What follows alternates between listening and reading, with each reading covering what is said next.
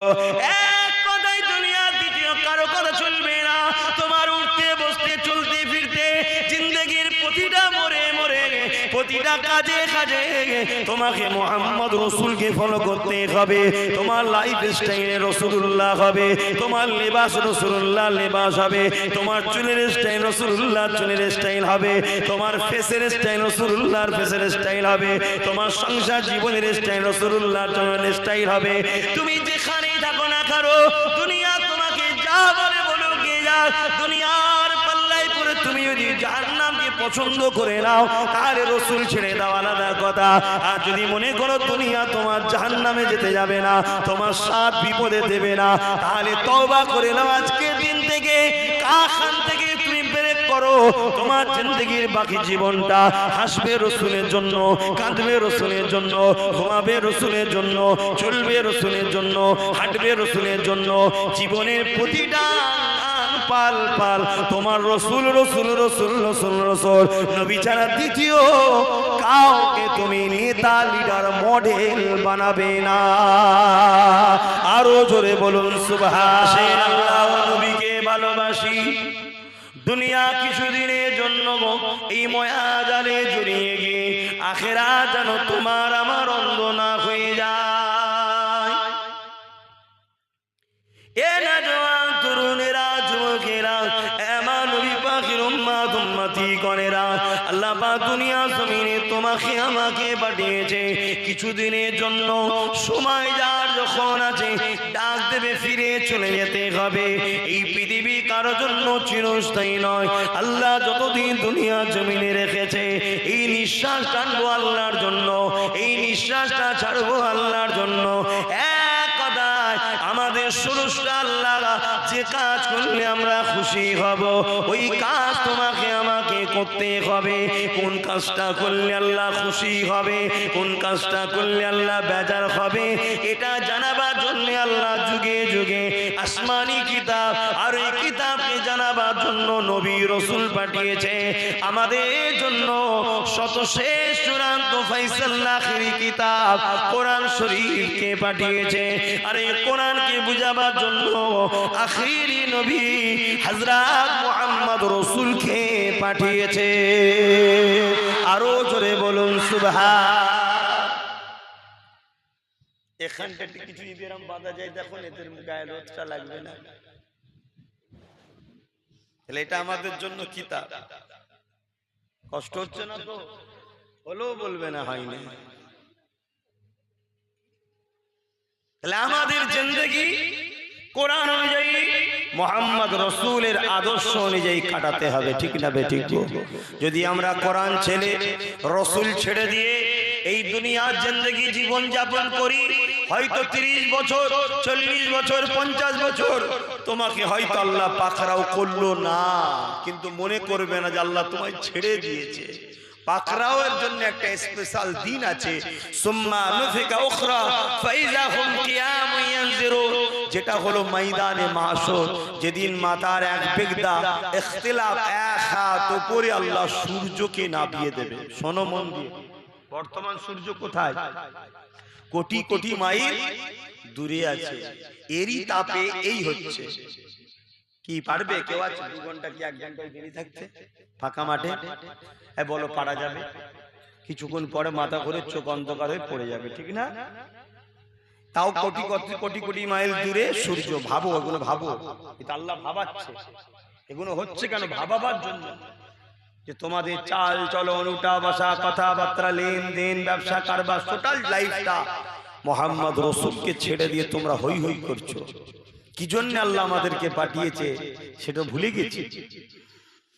Crore crore mile দূরে আছে, আজকে এই হয় সেদিন মাথার এক বেগদা ইখতিলাফ এক হাত উপরে আল্লাহ সূর্যকে নামাবে। কতদিন ময়দানে মাহশরটা হবে? কোরআন বলছে, কারো বাপের কথা নয়, এটা কোরআন কালামুল্লাহ, আল্লাহর কথা। পৃথিবীতে তোমার আমার মতো নয়, পৃথিবীর বিখ্যাত যারা শিক্ষিত তারা কোরআনের ভুল বার করার জন্য crore crore million billion dollar খরচ করছে। শত শেষে বলছে কোরআন কোনো মানুষের কথা নাই, তাই কোরআনে ভুল নাই। জোরে বলুন সুবহানাল্লাহ, আরো জোরে বলুন সুবহানাল্লাহ। সেই কোরআনকে তোমরা সত্য বলে মানো না মানো না, আল্লাহকে সাক্ষী রেখে হাত তুলে বলো কোরআন সত্য না মিথ্যা? জোরে বলো সত্য না মিথ্যা? সেই কোরআন বলছে কতদিন হবে? কানা মিকদারু 50 আলফা সানাতি, 50,000 বছরের একটা দিন হবে। 50,000 বছর যতটা হয় ওরকম একটা দিন হবে এত বছরের, যেটা শেষ হবে না, সূর্য ডুববে না। 50,000 বছর একভাবে ওই সূর্যর মাথার এক লেখার উপরে ওই জমিনে দাঁড়িয়ে থাকতে হবে। কতদিন বলো তো যুবক, তোমার আমার কি হবে সেদিন? একটু ভয় করো আল্লাহকে, একটু আল্লাহকে ডর করো, একটু নিজের জীবনকে কি জন্য আল্লাহ বানিয়েছে একটু ভাবো। তোমাকে আল্লাহ দুনিয়ায় খলিফা করে পাঠিয়েছে, তুমি আল্লাহর দাসত্ব করবে, গরিবের পাশে দাঁড়াবে, এতিমের পাশে দাঁড়াবে, বিধবার পাশে দাঁড়াবে, সমাজে নাই প্রতিষ্ঠিত করবে। জুয়া, জেনা, ব্যভিচারী, নেশা মুক্ত সমাজ করার জন্য আল্লাহ তোমাদেরকে পাঠিয়েছে। জোরে বলুন সুবহানাল্লাহ। তোমরা নিজেরাই তো নেশাগ্রস্ত হয়ে যাচ্ছ। যদিও তোমরা নেশা না করো, যারা নেশা বানাতে চাইছে, নেশাগ্রস্ত সমাজ করছে, তাদের পিছু পিছুই তো তোমরা ঘুরে বেড়াচ্ছ। আমার ভাই, তওবা করবে না? ফিরে আসবে না? আল্লাহ বা ছেড়ে দিয়েছে, ছাড় কিন্তু দেয়নি। কুল্লু নাফসিন যায়িকাতুল মউত, প্রতিটা নফসের মৃত্যু একদিন না একদিন হবে। ওই দিনে তোমার আমার কবরে কি হবে?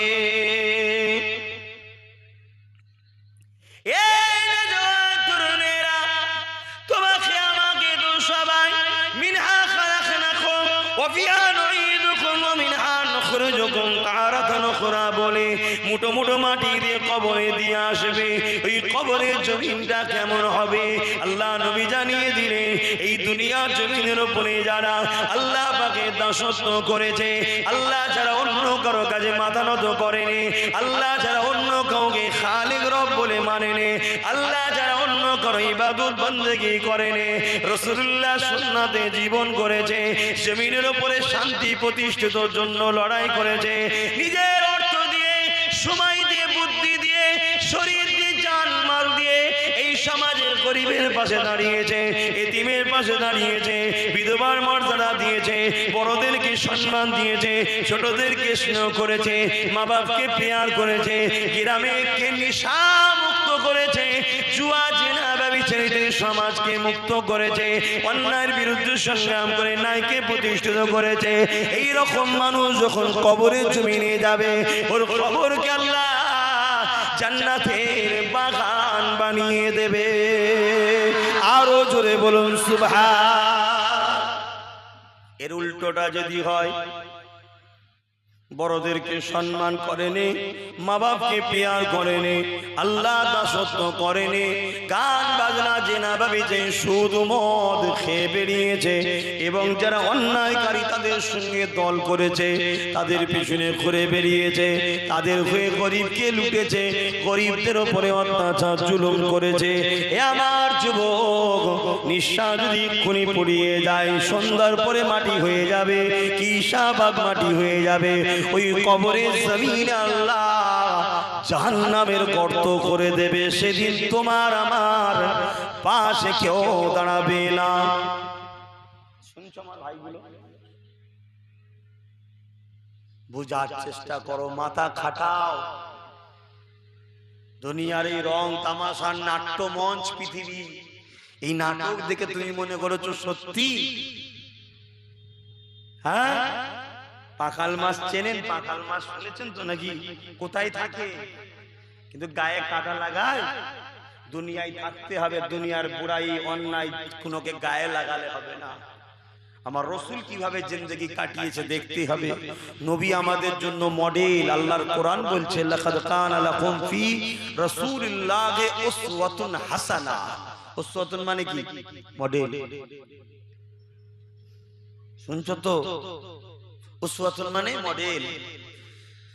নবী পাককে ফলো করো। নবী পাক ৬৩ বছরটা কিভাবে কাটিয়েছে। এ নবী পাকের পাগলেরা, আম্মারা, বোনেরা, বাবেরা, মায়েরা, এই জমিনের উপরে আল্লাহ নবী কিভাবে ধর্মনীতি করেছে সেইভাবে করো। আল্লাহ নবী কিভাবে দাসত্ব করেছে দেখো, ওইভাবে দাসত্ব করো। আল্লাহ নবী কিভাবে সংসার করেছে দেখো, ওইভাবে স্বামী স্ত্রী সম্পর্ক করো। আল্লাহ নবী কিভাবে সন্তানদের লালন পালন করেছে দেখো, ওইভাবে সন্তানদেরকে লালন পালন করো। আল্লাহ নবী কিভাবে তোমাকে আমাকে ব্যবসা করতে বলেছে দেখো, ওইভাবে ব্যবসা করো। আল্লাহ নবী কিভাবে রাজনীতি করতে বলেছে দেখো, ওইভাবে রাজনীতি করো। আল্লাহ নবী কিভাবে রাষ্ট্র পরিচালনা করেছে দেখো, ওইভাবে রাষ্ট্র পরিচালনা করো। আল্লাহ নবী কিভাবে সম্প্রীতি করেছে দেখো, ওইভাবে সম্প্রীতি করো। আল্লাহ নবী কিভাবে মানব বন্ধনের কথা বলেছে দেখো, ওইভাবে মানব বন্ধন করো। এক কথাই দুনিয়া দ্বিতীয় কারো কথা চলবে না। তোমার উঠতে বসতে চলতে ফিরতে জিন্দেগির প্রতিটা মোড়ে মোড়ে প্রতিটা কাজে কাজে তোমাকে মুহাম্মদ রাসূলকে ফলো করতে হবে। তোমার লাইফ স্টাইলে রাসূলুল্লাহ হবে, তোমার লেবাস রাসূলুল্লাহ লেবাস হবে, তোমার চুলের স্টাইল রাসূলুল্লাহ চুলের স্টাইল হবে, তোমার ফেসের স্টাইল রাসূলুল্লাহর ফেসের স্টাইল হবে, তোমার সংসার জীবনের স্টাইল রাসূলুল্লাহর জীবনের স্টাইল হবে। তুমি যেখানেই থাকো না কারো, দুনিয়া তোমাকে যা বলে বলুক গে যাক, দুনিয়ার পাল্লায় পড়ে তুমি যদি জাহান্নামকে পছন্দ করে নাও তাহলে রাসূল ছেড়ে দাও, আলাদা কথা। আর যদি মনে করো দুনিয়া তোমার জাহান্নামে যেতে যাবে না, তোমার সাথ বিপদে দেবে না, তাহলে তওবা করে নাও আজকের দিন থেকে, কাখান থেকে তুমি ব্রেক করো। তোমার জিন্দেগির বাকি জীবনটা হাসবে রাসূলের জন্য, কাঁদবে রাসূলের জন্য, ঘুমাবে রাসূলের জন্য, চলবে রাসূলের জন্য, হাঁটবে রাসূলের জন্য। জীবনের প্রতিটা পাল পাল তোমার রাসূল রাসূল রাসূল রাসূল রাসূল। নবী ছাড়া দ্বিতীয় কাউকে তুমি নেতা লিডার মডেল বানাবে না। আরো জোরে বলুন সুবহান। তোমার অস্তিত্ব তুমি ফিরে পাবে, আবার গোলাম থেকে মালিক হবে। সব গোলাম তো তোমরা, এই কথা ভুল বলছো নাকি? গায়ে লাগছে? সব গোলাম। তোমাদের অদৃশ্য গলায় দড়ি বাঁধা আছে, তোমরা দেখতে পাও না। তোমাদের গলায় অদৃশ্য দড়ি বাঁধা আছে, তোমাদের কোমরে সব দড়ি বাঁধা আছে, তোমরা গোলাম। গোলাম নয়, আল্লাহ শুকর করে বলছি, গোলাম নয়। কারোকে পওড়া করি না, কারো সামনে হ্যাট হই না, কিন্তু তোমরা গোলাম হয়ে আছো। তোমরা কথা বলতে গেলে ভাবতে হয়, এক্ষুনি না এই হয়ে যায়, এক্ষুনি না ওই হয়ে যায়। আমার কথা কষ্ট পেচ্ছ নাকি?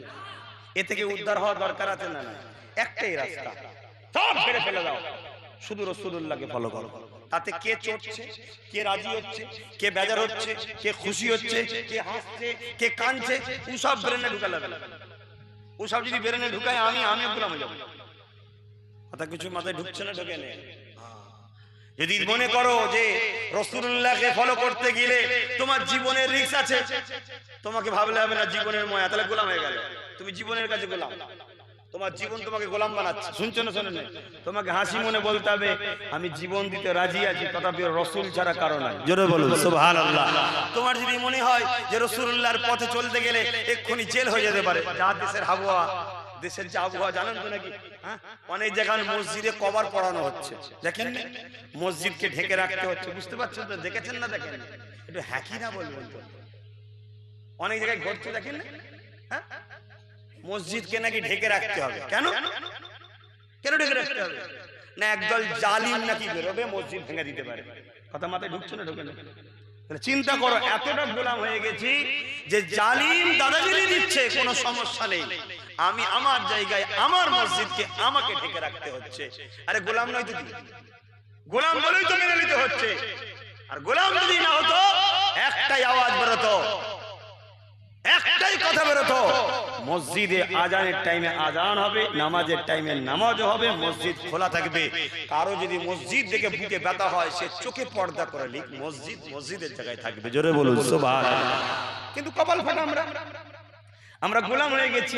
কেন? এ ভিক্ষা দিতে খেয়েছি, ও ভিক্ষা দিতে খেয়েছি, ও ভিক্ষা দিতে খেয়েছি, খেয়ে খেয়ে খেয়ে এমন হয়ে গেছি, যখন আমার আল্লাহর ঘরের বিরুদ্ধে কেউ বলে তার কথাটা ভালো লাগে, আর আল্লাহর ঘরের পক্ষে যখন কথা বলি, হক কথা বলি, ইনসাফের কথা বলি, তখন আমার কথাটা তখন আবার খারাপ লাগে। খারাপ লাগছে তো? অতএব বাপ, যদি আজাদ হতে চাও গোলামীর জিন্দেগি থেকে, তাহলে একটাই রাস্তা, মুহাম্মদ রাসূল সাল্লাল্লাহু আলাইহি সাল্লাম। ইসলাম কাউকে জুলুম করার ইজাজত দেয় না। ইসলাম কারো ধর্মের স্থানকে ভেঙে গুড়িয়ে দিবার ইজাজত দেয় রে। ইসলাম কারো ধর্মকে ঘৃণা করার কথা শিখার ইজাজত দেয় রে। ইসলাম কারো ধর্মের কিতাব বিষয়ে ভুল মন্তব্য করার ইজাজত দেয় রে। ইসলাম কারো ধর্মগুরু সম্বন্ধে ক্রিটিসাইজ করা, খারাপ কথা বলতে ইজাজত দেয় রে। ঠিক এগুলো যেমন ইজাজত দেয় রে, ইসলাম তেমন বলেছে অন্যায় দেখলে, জুলুম হলে জান বাঁচানো ফরজ, প্রতিরোধ করতে পিছপাও হতে বলেন। জোরে বলুন সুবহানাল্লাহ, আরো জোরে বলুন সুবহানাল্লাহ। অতএব যার যেটা পছন্দ সে সেটালে থাকবে, যার যেটা ভালো লাগে সে সেটালে থাকবে।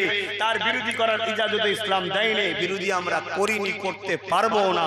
করলে আমরা ইসলাম থেকে বেরিয়ে চলে যাচ্ছি, ইসলামকে অমান্য করছি।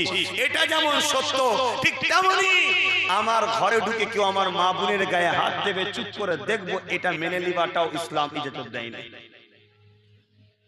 কথা কিছু বুঝতে পারছেন? তাহলে বলুন আমরা ইসলামের উপরে আছি না নেই? দেখুন আছি না নেই? দেখুন কি গো, আলোচনায় অসুবিধা হচ্ছে? দুটো প্রেমের কাহিনী শোনাবো নাকি? হ্যাঁ, এই করে করেই তো সব শেষ। সব কথা নবদ্র মহব্বতের কথা বলে। আরে ঘরে যদি চাল আলু পেঁয়াজ না থাকে না, ও জানলা দিয়ে যখন দুঃখ ঢুকবে দরজাতে মহব্বত পালাবে। চাল আলু পেঁয়াজও দরকার আছে না নাকি? কি গো, আমার কথা বুঝছেন তো নাকি? খালি পেটে প্রেম হয় না, একটু আলু পেঁয়াজেরও দরকার আছে, চাল আলু ডালেরও দরকার আছে, এর জন্য একটু ইনকামেরও দরকার আছে। শুধু শুধু প্রেম হয় নাকি বাপ? এই আমার কথা বুঝছেন না নাকি? সবটার প্রয়োজন আছে, সবটা নিয়েই তো ইসলাম। হ্যাঁ, প্রেমেরও কথা আলোচনা দরকার, সাহাবা হুজুররা কিভাবে রসুলকে প্রেম করে ছোটাও দরকার। কিন্তু এটা ভুলে যাচ্ছেন কেন? যখন মক্কা সন্ত্রাসীরা আমার রাসূলুল্লাহকে জুলুম করার জন্য বদরে এগিয়ে এসেছিল, সাহাবা হুজুররা নিজের জানকে বাজি লাগিয়ে রাসূলুল্লাহর হয়ে লড়াই করতে পিছপাটাও হয়নি। জোরে বলুন সুবহানাল্লাহ। শুধু প্রেম করি হুজুর বুলি উড়াইনে, জানটা দিয়েও প্রমাণও করে দিয়েছে। জোরে বলুন সুবহানাল্লাহ। আহা,